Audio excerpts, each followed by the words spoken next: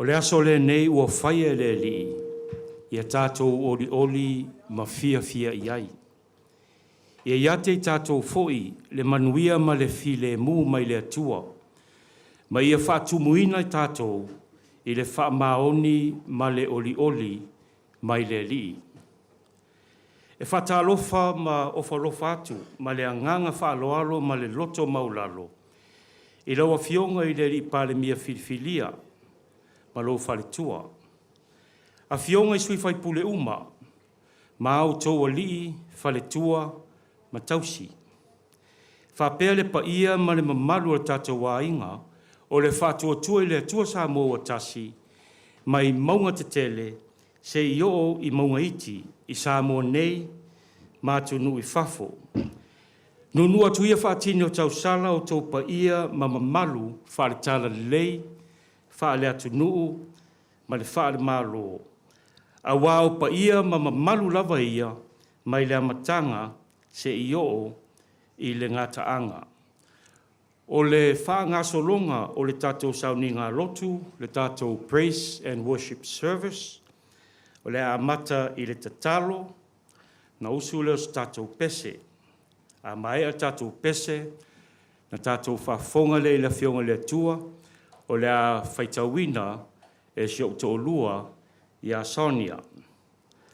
A uma le fionga le tua, ia na soe leo le talo mo tātou talosanga, ua tape na ina e lo uso matua le fionga ia le lua, o le sui whaipule o sa lenga lua.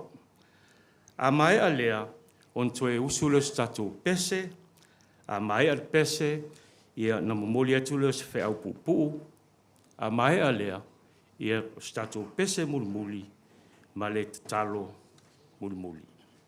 Tātou ifo ma talo. Le ali le atua mamana ma le tama, ma tau te tapua i atu i ate oe, ma tau te avatu le whaafitai i ate oe, ma tau te vivi i atu i ate oe i lo mamalu. E te sila fia o matou loto uma, o matou mana onga uma, e le aise mea e lilo i lau sila fanga. Whamama o matou loto, i le musumusunga lo ngang pa ia, ina ia matou alofa moni a te oe, ma vi ia i lo swafa pa ia, e alatu i lo matou ali i marwhaola Yesu Keriso. Amen.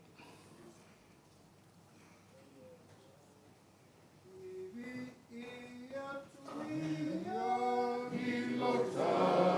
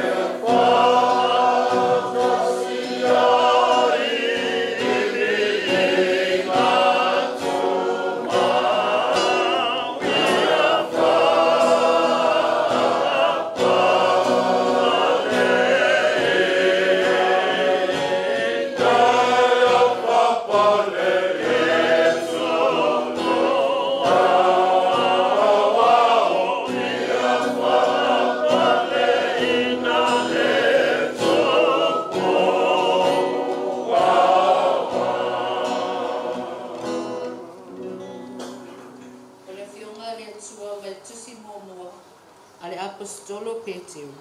Mata upo e lima e a masona fai tau.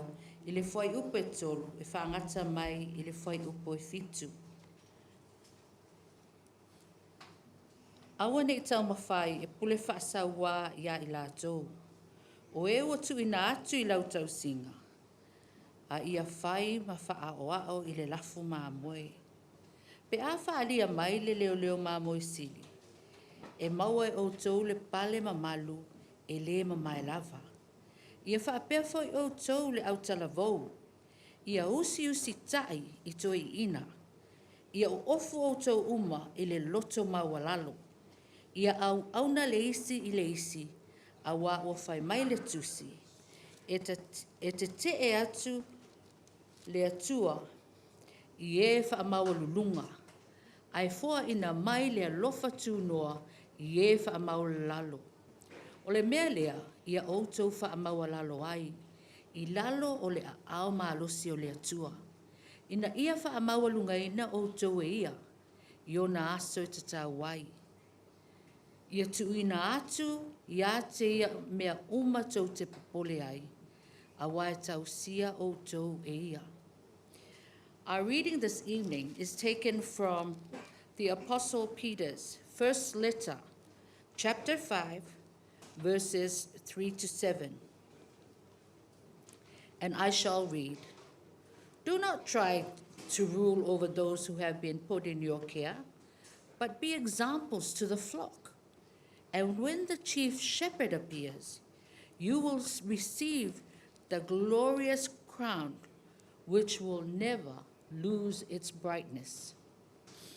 In the same way, you younger people must submit yourselves to your elders, and all of you must put on the apron of humility to serve one another. For the scripture says, God resists the proud, but shows favor to the humble. Humble yourselves then, under God's mighty hand, so that he will lift you up in his own good time. Leave all your worries with him, because he cares for you. Hear what the Spirit is saying to the church. Thanks be to God.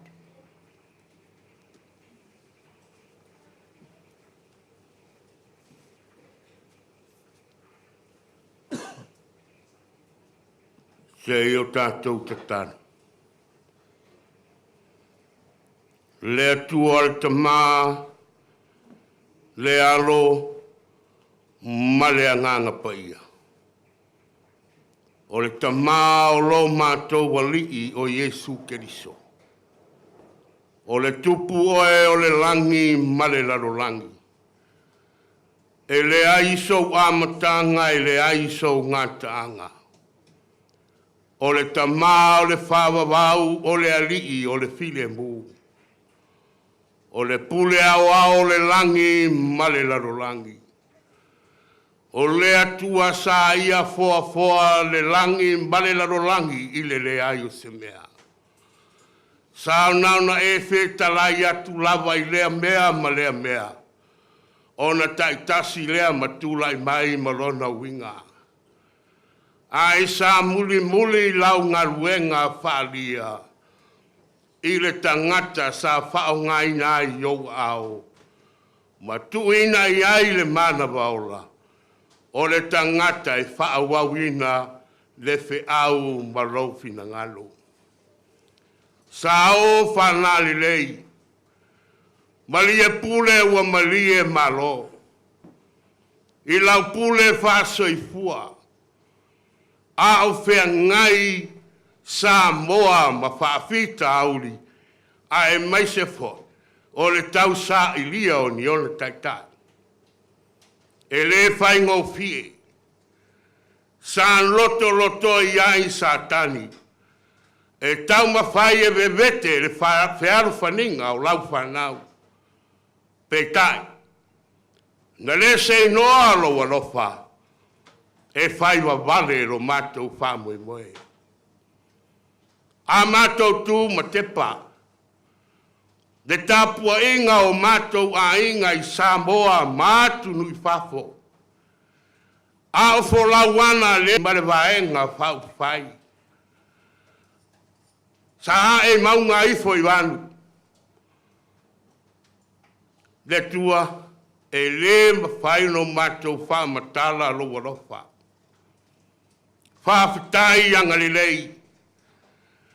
Wa o mātou siri ofe. Wa o mātou mapu I wharamatu. E a fua mai a te oero mātou te mā. Whaafitai tele. Sa e loto lotoi, sa e awai. Sa e tā pena finangaro mo mātou whamoe moenga. Tau I manu lo mātou sāwalinga. Wa maua le tali. O lea wa e totopi ta maole. Atunu le fionga I palemia. Wa o mātou tangata whatawa. Se I mo moli lo finangalo. I le nei fo I lima tausanga. Ina ia whai le mao tafong. Ma awala mai ai lo wha maoni.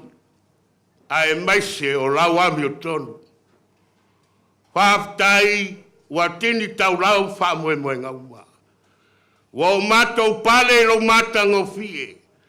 Wa o mātou asoa I lo walofa.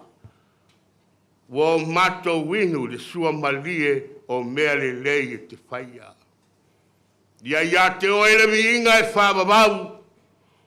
E whaababau lava. Ai langona le masias. I o mātou le anga mo mātou wha le tonu. O le samali, o le vaai, o le whitangofi o lima, o mawhau whaungalilo o mātou loto. E le aise mea nge nefu I laua fionga. Whama ngalo I mātou, whama ngalo le wato fia e whai mpale mia. Whama ngalo I a Samoa wa poto poto. Samoa o lo wha fonga mai. Ia whama ngalo lo mātou wheloto le angai. Lo mātou le tausi o le whearo whani. O lo mātou tu wai atu o le leanga. Le atu ai. Ta talo ma le nganga whamawalalo. I sila matau o le toto pai o ke liso. Ina ia mamā I Samoa mo le lunai. Whama ngalo foi. Di atu ila epa ma fiange. O ai lava ua whai mātou mo latou whiri. Whama ngalo. Mātou te talo ro mātou te mā. Se I o mātou langona ina. Le whi au o le tana le leiwa se lau tausanga o rau finangalo le malo Samoa. Ai lo ata ngia pea mele anga I o mātou loto. E leo whaatala le leina o mātou tangata e tusa ma rau finangalo. Wawae tua longo mai o mātou tangata. Ai lo tu mau pea mātou winga le anga le tia poro. Le tua uru fale mai a lo wanganga. Uru fale atu lo finangalo. Se yo mātou loa o na whata ua oe lo mātou tamā. E a wala mai ai o mātou tangata I le laro langi. So ia le whetau talai mea le anga le ti apolo e whano e Samoa. Le atu ai. A lo whangia le whamoe moe nei. O lo whapena pea le whasalawei le ti apolo e tau mawhai. Ina ia le tau nuu lo finangaro. Ai le aise malosi o ia mea. E malosi lava lo mana whaaria moe mātou. A wao le atua e lewa aia. E lewa aia lava o mātou mata. Ai mātou te talitonu mo mātou loa. I au ngā ruenga whaaria moe mātou. Alofa mai. Peso aso ani mai. Angale leia I la tau whatotoria I mai o le tino I whare mai ma so se mea. Ia o atu iai le mano a mātou te talo. O ai o fia maua lau sosoani le ea o le sami o le lau ele ele ma so se mea. Lave ai o ele atua lo mātou tama. Mātou mo mia le nganga pa ia. Se i utu fia e i o mātou loto mo nganga. Se i o mātou tania o ele atua. Ai so ia lo mātou wha. Moe mea le anga le li le larolangi. Yo le afo se upu la fola ile nei po. Ulu fale ia ai o fina ngalo mo mātou loto. Su afo keriso o mātou te talo atuai. Amen.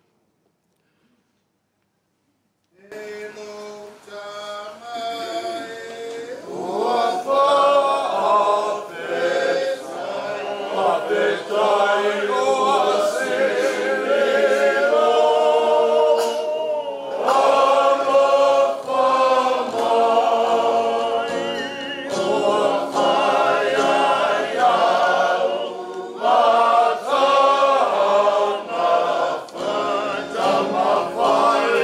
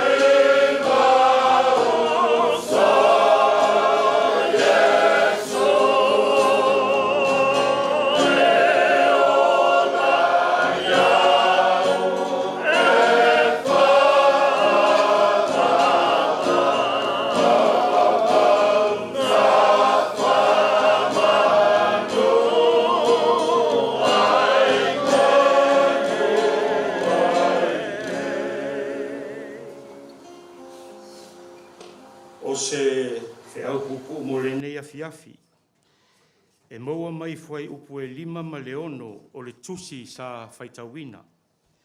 Ma o le a o toe faitawina atu. Ia whapea fo i o tau le au talavou. Ia usius tai toe ina. Ia o ofu o tau uma i le loto maulalo. Ia au auna le isi. A wā ua whai mai le tusi. E te atu le atua i e wha maua lunga. A e fo ina mai le lofa tūnoa i e wha maua lalo.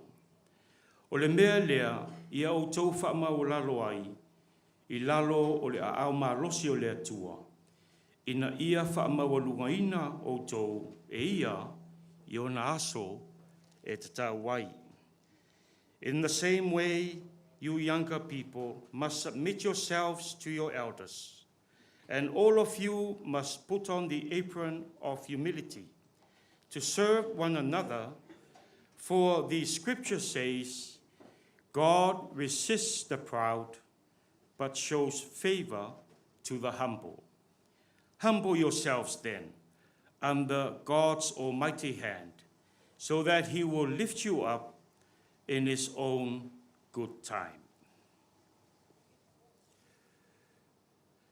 Ia, o le nei mau, o loo whaamamafaina i le tāua o le loto mawalalo, le matautia o le whaamawalunga, ma le folafolanga o le atua, e whaeina i lātou o e whaamawalaloina i lātou lava. E tele isi mau mai la fionga le atua, e winga i le loto mawalalo. Fata oto mta opus futasi fuai upu e lua, pea o mai le wha mawalunga, o na o mai ai lea o le wha alumaina, a o le wha maulalo, e o mai ai le poto. When pride comes, then comes disgrace, but with humility comes wisdom. Whataoto mtau pusfulu 5 fwai upu e tolu sfulu tolu. O le matau i le lii, o le awawina lea e poto ai.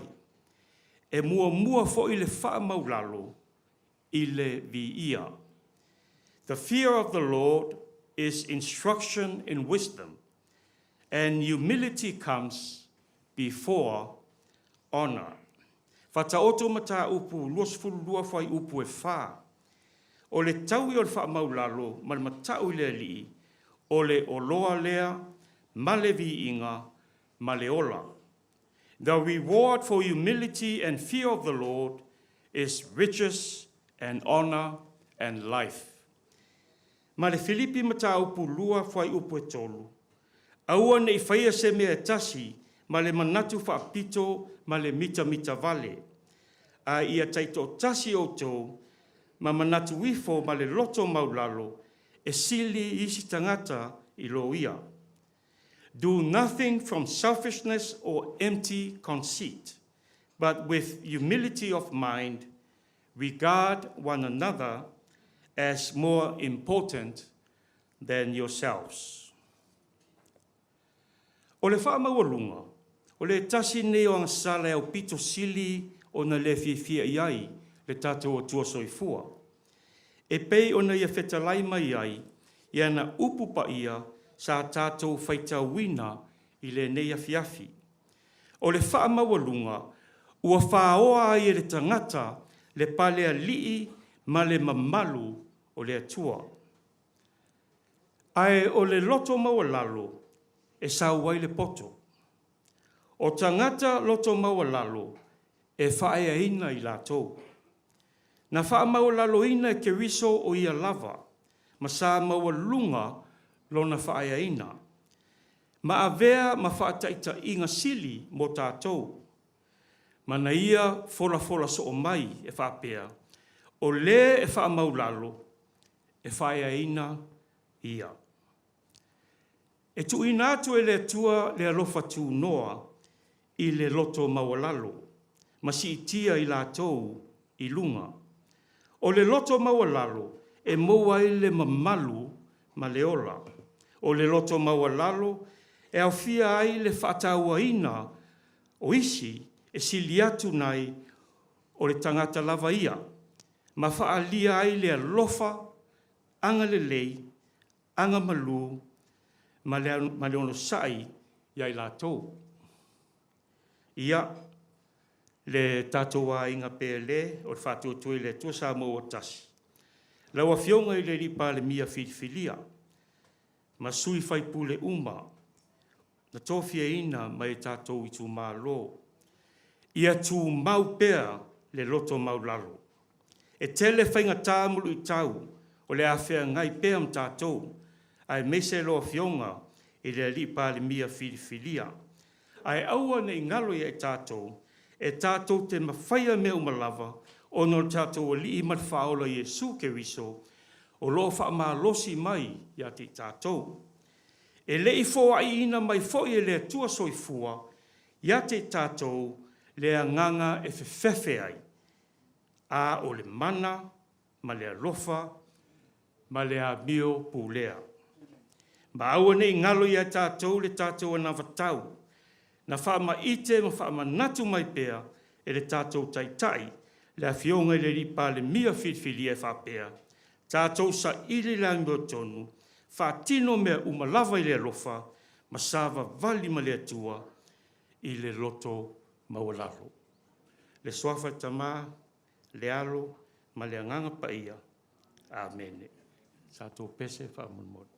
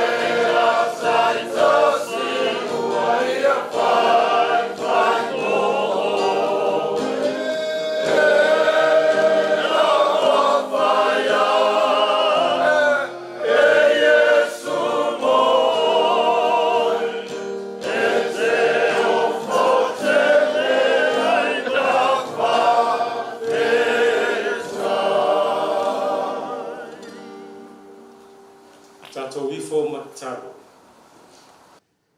Lo mātou tamae. Ie whamanuia mai lo watali. Le taitai o lo wainga o le whatuatua i le atua sa mua o tasi. Le awhionga i le lipa le mia filfilia. Malona whale tua ma le ainga. Ie whamanuia mai fo'i i mātou uma o lau whanau. Ua e tō fia mō ngā ruenga whatino a wā le manuia o tangata. Lo mātou tamā o le langi. Ie whamanuia mai i lo mātou atunu e whaavae i lau fio. Ai whapea ma o mātou tangata anu o loa fio so se tafa o le lalo langi. Ie whamanuia atu fo i lo nupa i o isala elu. E pei o na mātou tatalo so oai i le salamo se lau luas futas. O le mātou tatalo lea tua lo mātou tamā. E ala atu le swafa ia, swafa manu malo o Yesu Keriso. Lo mātou alii marwhaaola, le alii o alii, le tupu o tupu, le a lefa ma le o meka. Le swafa o le tamā, le alo ma le anganga pa ia. Amen.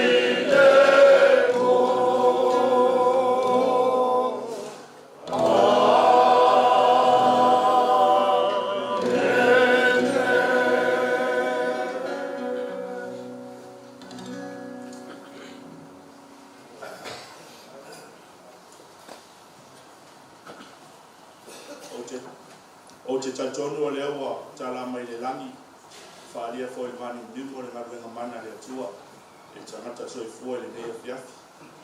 O le afoi wata auto le angatonu le whamu mwe. Wa le aua maea o na soa le loto na ia ana, a taita fola fo i le tō masanga. E ala i tato vātapu ma le atua fo fuanga.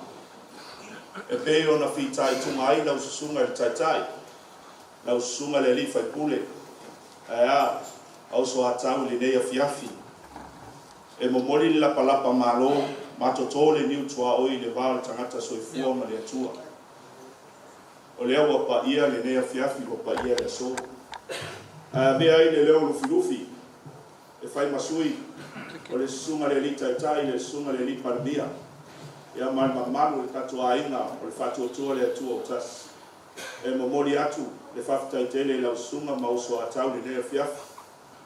Ia fo whaftai mo le upu apoai, whaftai mo upu timai. Ia avea fo i mawhatu e paule ele tupu maola ane i whinga ngalo tangata alo tato whatasi i le nea fiafi. Ia, tau na whamanuia le atua i lau susunga i le whaipule, ma le paia le tato ainga. E fo ai pele malosi ma le ola. Maua pe lau susunga le poto le atamai whatino ai tiute mwhaiva o le atutofia i lau susunga. Ai ale pa ia o le tato a fiafi nei. Ia o te loa le tu amal fua ta apel fili ali. Whamanuia fo i le susunga le taitai o le sauning. O susunga le taitai i lau susunga le li panmia. A meise le mamalu o le natalanga atoa. A meise le tors fultasi o whaipule o lo poto le nea fiafi. Ia whamanuia le atua le nea fiafi. Ia pasanga mai foi le tu o le vai. Ia le tato au lango. Ia o le tato fatu tu le tu mai tasi. E o mai fafo mai nei Samoa. Ia foi pe le tu le malosi maleola. Le tu por le tele pui ma leo nea fiafi. Ia tau nu mainga lo fatali mai. Ia e ola leo lu filufi soifua ma le anga leo le atua. Aftai. Ia ua whamalofa aftai le tātou tāpua inga nei tūlau le fiafi. Manatu leo ua paule sunga ia lufi lufi. Mori ai aftai mal whamalo i lau sunga te tai o sauninga ia. Alo whaltua e ala le tātou sauninga lotu. Toi whata alofa atu fo i le nganga whaaloalo. I le au whanga poto mai o le tātou ainga le nei fo iaso e toi amatai nai tātou tō ngā lawa pinga. A wālwha moe moe o le tātou whainga malo. Te whawhelo i atu le nganga whawhtai tele o nawa. Whain tātou toi au whanga poto le nei tūlau le fiafi. Whata alofa atu fo i le pa ia maurunga whawhenga inga taulangi, whatua. Mai se fo i le pa ia o tapa au mainga whalau polo to whinga. I lo tau tala au mai pa ia o tātou te whono uma. E mai se o tātou ainga malanga mai whafo. Te whono o tātou mafuta fo nei e fiafi, ma te whono wa lewa na utou sautia i le ala. E mai se fo i lato uma malanga mai ono le wha moe moe o le tātou ainga.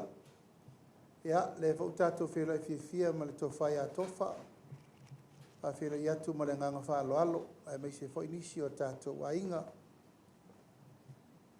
O le nganga ma le wha moe lava. Ia, o le nei lava tātou te o mai whātasi e o siri tātou taulanga i le tua. O na le wha moe o lo loma nei o le tātou ainga. O le whātau nuina le o le tātou whātau tonga. O le sātau pule i le asfoleile le vai aso nei. Ia, peitai wa iei fwoi nei whituna inga mor si fia le tātou ainga. Ono le whatua mori mai nei le marelenga le amu malu le malo. E whatau nuu tātou whatau tonga i le vai aso fau. O le aso sfururua o le aso sfuruono. Ia, sa maua sota inga na le la ma tāpenanga foi. Ia, ma wha mau whailonga inai. Ia, o me lava e whituna i mole le lei. O le vai aso le nei, o le vai aso e tapena umai se ai whainga ma lo. Le sa tau aveina le tātou atunu. Mai o te tonu e tuu pēr le avanoa e whaasolo pēr ai e ingo me tauna whai. Le lava e tātou te nofo tāpena, po le alava le teimi tātou te sauni ai. Whai lava tātou whatino. Ui o lea tātou ono sa ia e leo toe mamau fo i le sorua le lava i aso. E te tonu le sa tātou tau pule o le sofareile nei. Ia, vetu nai mo me le lei. O le lava fo le teimi tāpena ai, o le tāpena le lei fo le nā. Lei se meo la wha pole inai tātou ai ngō leua tātou tāpena. Ai momori le nganga whaafitai tāpua inga le tātou ai ngā atoa. Nei fo i aso sa whono el tātou vai ngā whaufai. O alfa mautuina o me uma lava mo le tātou whamui moe. I ure lei me uma le nei aso. Maua fsota inga ma le lautusi ao ao. Al pare mene, whatulanga i eitulanga i tauna whai. Maua fwele tulanga al whaila tusi a oal ka peneta, whatulanga mai fo i me tauna whai. Ia, paula valea o tātou on sa. Whauau pēr tātou tō ngā lau pinga, e mal tātou talatalonga. O lea ua tu e whaupopo isi tātou waso e wha. Ne wha pēr tātou te tāpe le stona i nei. Ia le fato atu i tua e umal tātou whatau tonga i le so lua le vēso fau. Pai le tātou tala le so lulu i ma tātou tau maa vai le iai. Ia, nei whasisi langa nā, whawhelo i atu fo inisi whato a tātou mafuta. O e malanga mau mai whafo, e me se fo inisi o tātou a inga ua. E van tātou tau pule whatasi. Whaftai atu le au ngā sese. Whaftai fo i le au leo leo. Aftai uma mo i lātou lo ngafa ma le puipuinga ma le malu a papa o le tātou tō ngā lau pinga. Au te tatalo atu. Ia malu puipui a pēr le tātou no whanga. Whae tete o tau i le tapu e o ata. Ia mwhae tete o tau tūlanga e awi nātu i luma o penga ta whae langi. nei teimi na tau te vai e whai ma le loto mama. Ia e uma ne wa te le fo ini stala o lo tau omi omi atu i lalo. Whawhile mu pea ia maru tawa tātou upu matala. O ame tātou te talanoa i nei o lalo ifi i nei. Awa nei pua ina i vawa e lia ina i ala tātou tala whale a inga. E tonu lava o tātou o mai e fiafi uma. Ia, tātou te o mai whaiwhaftai le tua. Tātou talo i tau i manu. Whamoe moe ngā uma wāl tātou whamoe moe. Ian whapelea, o lea fiafi nei. E toi a matal tātou tō ngā lau pinga.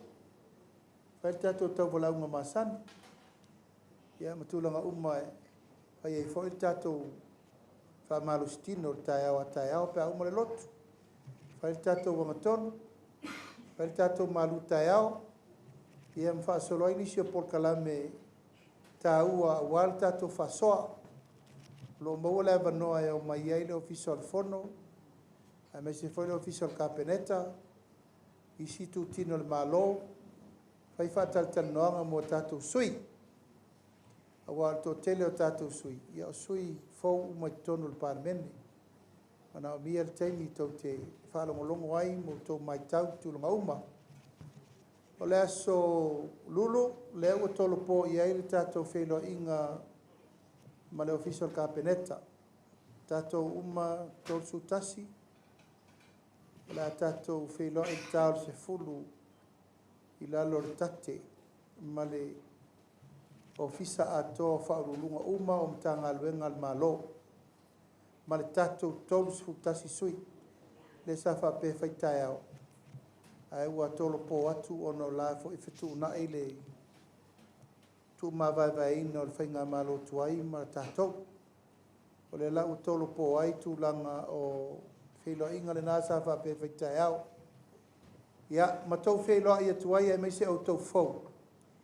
Ia i la tau lo whauru ulu mai mtanga luenga o le tātou whainga malo i te minei. E le lei lo tau silafia mo tau loa. O ai o tātou umo la whiwhiri e mea minsta langolango. Au o tau sisila mo tau vai ai la tau o e o lo whawhoi ina mtanga luenga te tasi.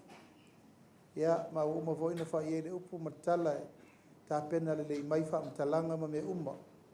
Ia o whale atu leo la tau o veina le mtanga luenga. Ia o lo ngofo malamalama i me uma o lo tonu le mtanga luenga. O ane i uru whale pongi sāses. Pe eru le malamalama sesi. Ia tau o atu, ma tātou o atu. O tau loa, o afo o linga la ia i tonu o mtanga luenga teitasi. O afo ini mea tātou te atu, a matali tātou ngā luenga. Ngā luenga wha awau, mana ngā luenga wha le leia. Ai ua tātou te atu, o atu o po i sā e le lei o no tātou o le whainga malo le lei. Whainga malo fau. Le whainga malo wha awau. Ia, o le anganga lava o le tātou atu e whaile a wala. Mau e so ta inga wāwala lata. So longa le lei, ia alu le au tā wheloa. Ina ia maua le anganga o le ngā lue whātasi. A ma vai taimi o whaifuri tua inga, ma taimi o whinaunga. E tonu le taimi nei, it's a healing time. It's a healing, processing time, mo tātou. Ia ma leu whainga luenga uma le malo, o uma le taimi o pārota. Taimi nei o leu whaasolo lava, a tau wa ai, le saininga le au le malo, o le tātou mauninga, le whauta umai le aso, o lona winga. O le au tātou se maalia lava il process, whatau o le whainga malo. O au manisi tala le lei o tau whalongo iai, talo. Toanga talo. I reo moe alfili. Ai tātou talo pēr ma le taritonunga. E tau nuu le tātou whamoe moe. Pa wale o le tali tātou tali atuai. Al whamoe moe, ia tātou o tau ave le atu nuu i le nganga o le loto ngā tasitasi. Male ngā lue whatasi. Ina ia manuia whaiva.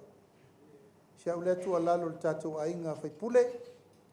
Ia, le utol po tātou mo le aso lulu le tāl sifuru tai au. O le tātou whatau tonga, e ta tala le avanoa i tangata uma. Se iwana ngā ai whaipule e tuwha mai ala tō tusi pētai sifuru, pētai lua sifuru, e i lava le vaenga o le whale a ngā iai, i tūlanga i tonu sa lio ai le maota i aso i le maota fono. Ona le titi le vanoa. Mena sa faitu si valaulia. Ai al fatau tonga le nei tatou. No fatau nui nai le fai lautusi o le fono. E ave i se fale te lei. Ina ia tatala le vanoa o ai lava se tangata anu o Samoa. E fia awai, e awai.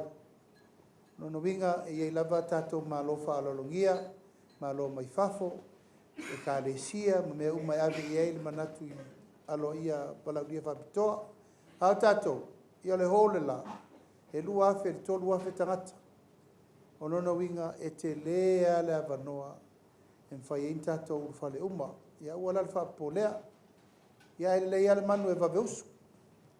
Le lei fo ili meno foai, a tūlanga umalava ia malwha moe moenga. Ia, o manatu e ave le avanoa, ia lava teimi ta pena ai. Keep time to prepare. And taimi fo i e maua ele quality le lei o ta penanga mo la tau. Ina ia maa naia le tatou wha unga mo tatou uma.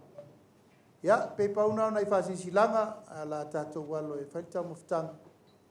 Ia, ona tatou marolo ai fo i lei tau lumanga o tatou fiafi.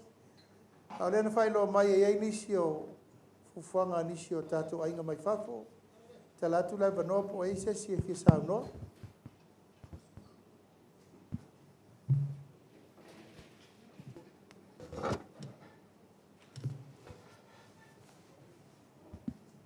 Check.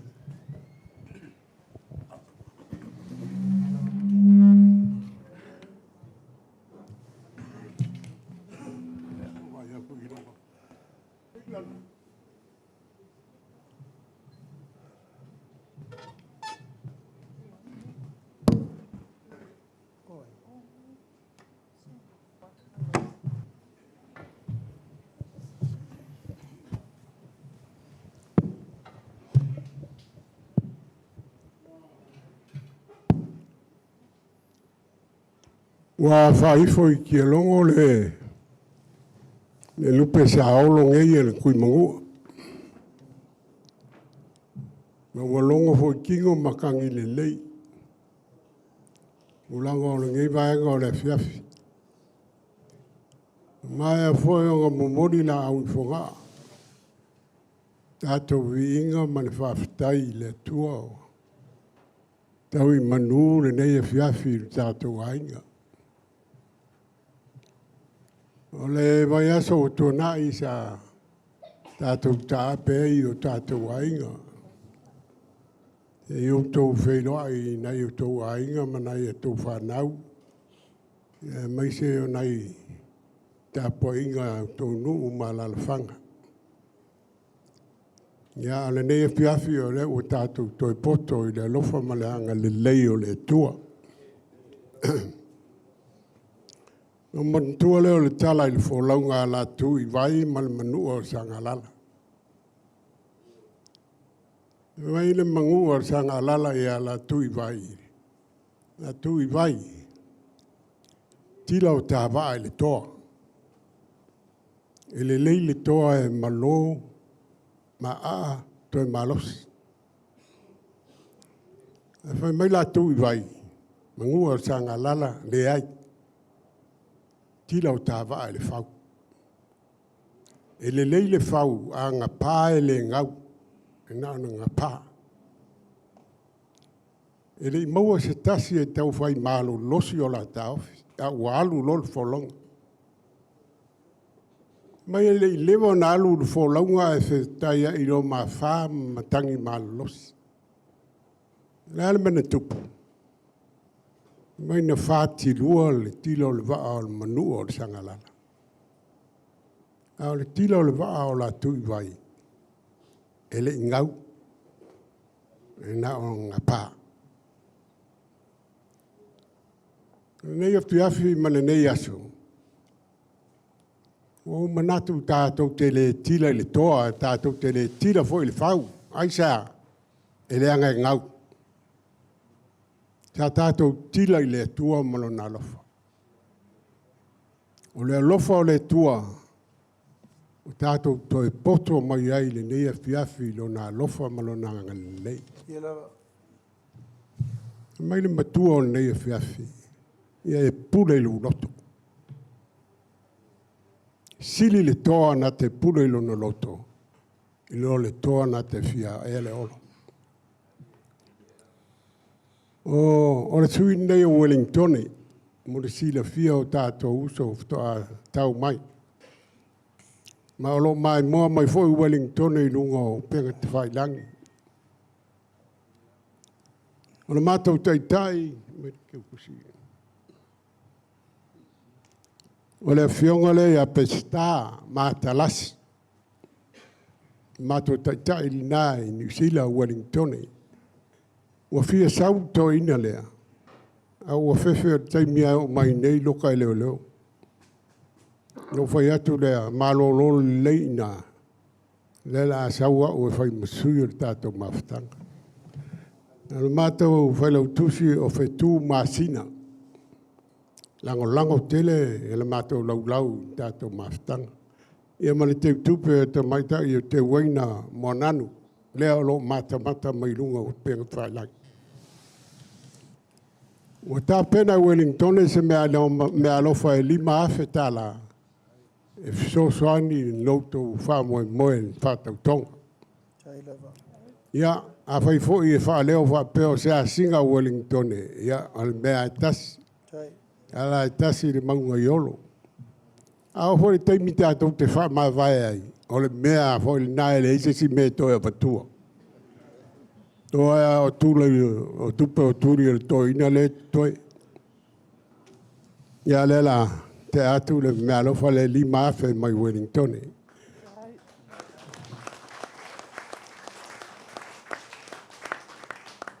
Tau sungan tai pale mia filfilia i eina i me ia e. O le me mua le va lele. Toi wha manatu mai a te au. A mole i a sause va lele mai Wellington e fta pa ua i nei whaleolo. O mātou whiu o i lunga i au ke lani, nā le wheoa i toi titi la vesto ina ne. Ai a manuia le wha moe o whaise tātou wa lele. O na malanga mai lea o Christchurch i Wellington e. I ana mātou o mai whatasi e lea i nei Samonei. O le mata upulo na lua se tātou whale. O mana na o Wellington e whailoa se tātou whale. Ia tofu al fai pule malona master room. A o ina break le parlemene. Ia na o mai le malo lo le ai. A mai se anai sui o mai se vai. Ia, o nai mea nai lua ua. Tu ina mai e Wellington e soani.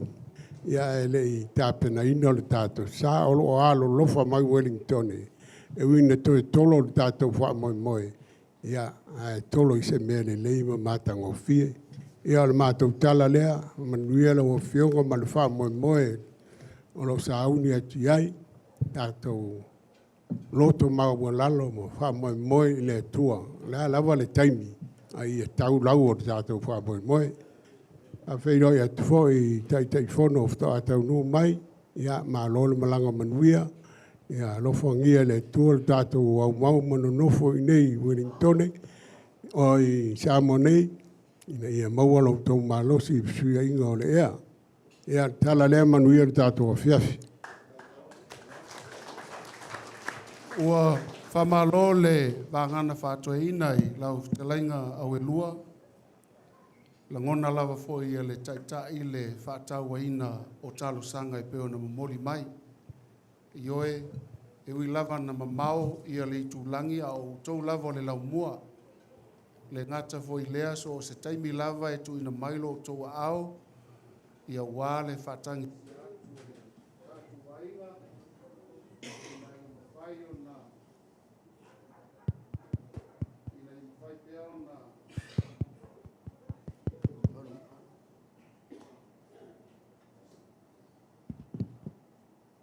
Ina ia whātu mauina I pēa, ia whaamanuianga sa mai lau mua wā ia tātou ngaluenga whātino I Samoa nei. Mai o lea lava e silami o leo staimi mua le nei wa tātou whelo ai ai. Sa e asina fo I mātou e ui lava ina malulu ia eli avele malai tou te alo ia to le la au tou fa ma fana ina ai le tatu tai le wa vema pale mia filfilia ai mai se le tatu malanga na malanga tu luas fu malua ia le foi na to ia fe foi le nei foi malanga luas fu malfa iu fa malo fa iu faiva le me alo fa pe ona tou nga pati ai o le afa nga i se awala sili ona mo mia ia mamana tu ai pea fia i si ona vao talo ia fatu mawina pea le tua le langi soifua walo to fa o pe ai tono le nei ai i ole asu o tu poina ia wale fa tau toina o lo tatu ai ngole fatu tu le tua sa mo tasi le o pale mai lo tatu sa folau fa tai le talo fa tai fo ile amana ia manu ia tele le nei afiafi ia o te lo le la tatu walo tu lo le tatu tamaftanga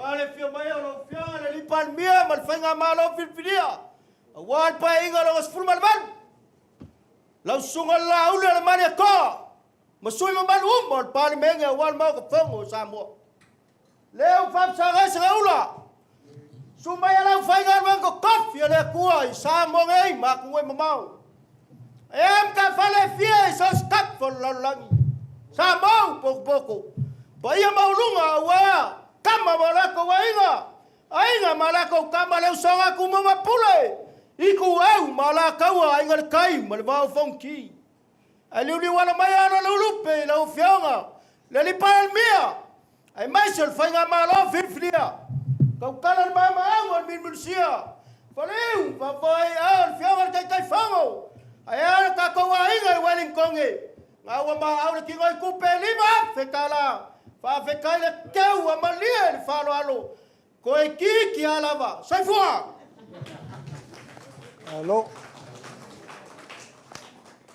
sa fao mai foi le falo alo al tatou ainga i Alaska ana le la sa fao i forse leni e afeta la le tatou ofisa le wa ia al tatou te oloa ia onai mo moi mea nei o le tatou te tua iai mai tatou patipati mo